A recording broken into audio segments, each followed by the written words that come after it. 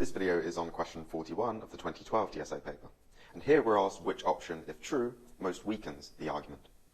And this is the passage that we're given. So we're first told that asthma has increased by 160% in the last 2 decades, and this is globally. The author writes that in the past year, over 1,000 people have died from asthma attacks in the UK. The author points to research which reveals that asthma rates fall by a lot in parts of cities that have more trees and more green spaces. And according to the author, this shows that we can reduce asthma attacks by planting more trees in our cities. So that's the passage we're given. And what exactly are we dealing with here? Well, the author first lays out a problem, namely the increase in asthma and asthma attacks. They then give a fact about this new research, and they then provide a solution about what should be done about the situation. Namely, more trees should be planted in our inner cities. And if you watch the videos on the type of question where we're asked which option best expresses the main conclusion, you might recall that when we're given a problem, a set of facts, and a solution, then the conclusion is going to be the solution. In that case, or in this case, part 2 of sentence 3 of the passage. So let's continue trying to break this passage down so we can further get to grips with it. So here I've split the passage up into the problem, the fact, and the solution. So the problem, in essence, is that asthma is increasing. The fact, in simple terms, is that where there are more trees, there is less asthma. And note that in the fact, the author is only making the point that this is a correlation. They're not, at this stage, saying one is causing the other. But if we look to the second part of sentence 3, we'll see that the author is making a point about causation. They're assuming that more trees causes less asthma, not just that the two are correlated. So this seems to be a case where the author has moved from correlation to causation without any justification. So perhaps the flaw in the argument is that there's some third factor involved. And this third factor is causing the reduction in asthma and is somehow related to there being more trees in the area. Now, in this type of question, it's not necessary to identify a flaw in the argument before you look at the options. However, there's no harm in doing so if the flaw is clear. This is a classic case where the author has confused correlation and causation. It's quite a common error type. So we can go into looking at the options with this in mind, that there may be a third factor involved that's causing the reduction in asthma. So here we have our 5 options, and here we have what we have identified as the flaw in the argument, or what we think is the flaw. So can you see somewhere in the options a third factor which might be causing the reduction in asthma? Or at least a third factor which is causally related to asthma?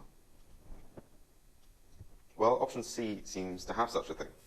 If we have a look at option C, it says that urban areas with more trees are always further away from factories and congested roads. And factories and congested roads are known to cause asthma.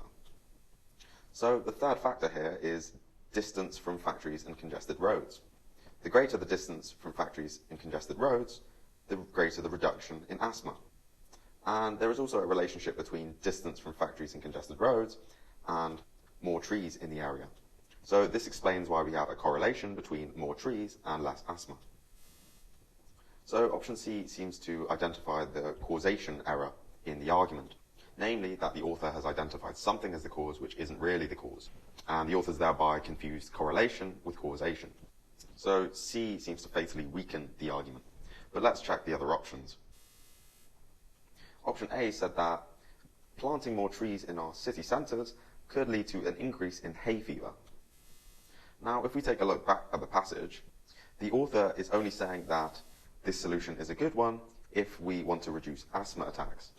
And so, that this solution could lead to an increase in hay fever isn't relevant to its ability to deal with the problem that the writer has identified. So option A looks irrelevant. What about option B? This says that the cost of this tree planting program could divert funds away from, for example, reducing crime in the inner cities. Well, this faces exactly the same problem as option A. The author is only saying that this is a good solution to deal with the problem they have identified, namely increasing asthma and asthma attacks. And so B is also irrelevant. Taking a look at option D now. D says that there are fewer people living near green spaces and trees, and so there's bound to be fewer cases of asthma.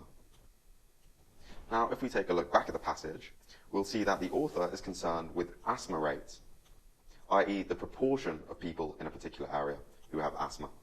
And so they've already taken account of the number of people living in an area. And so D is also irrelevant. Finally, we only have to dismiss option E. This says that asthma has gone up rapidly in the last 20 years, but trees haven't been removed at the same rate from city centres. So this is suggesting that trees aren't that all important when it comes to increasing asthma, because if trees were the only factor, then asthma could only go up by 160% in the last 2 decades if the number of trees had declined at a similar rate, and this hasn't happened. However, the author's not assuming that trees are the only factor.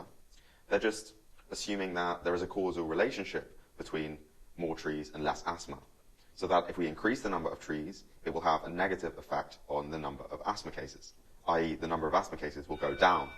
But this doesn't mean that the author has to assume that trees are the only factor, and that this 160% increase in asthma has to be explained solely by a reduction in the number of trees. So option E is also irrelevant. And that leaves option C as the correct option.